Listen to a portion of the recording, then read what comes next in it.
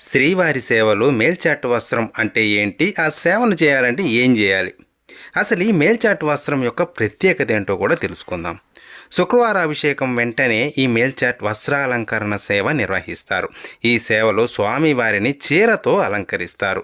స్వామివారికి తిరునామం పెట్టి చీర కట్టి కొన్ని ఆభరణాలను అలంకరిస్తారు. అభిషేకం మరియు వస్త్రాలంకరణ సేవలో పాల్గొనే భక్తులను స్వామికి నైవేద్యం సమర్పించిన తర్వాత కొత్త చీరతో అలంకరించిన స్వామి దర్శనానికి అనుమతిస్తారు. ఈ సేవ ధర టికెట్ 12,500. ఇద్దరిని అనుమతిస్తారు. ఈ సేవ ఆన్లైన్ బుకింగ్లో అందుబాటులో ఉండదు. సిఆర్ఓ ఆఫీసులో లక్కీ డ్రిప్ ద్వారా ఎంపిక చేస్తారు. ఒకవేళ ఎంపిక అయితే మనకు SMS ద్వారా తెలియజేస్తారు. జేఈఓ ఆఫీసులో సేవా తేదీకి ఒక రోజు ముందు SMS చూపించి టికెట్ తీసుకోవచ్చు.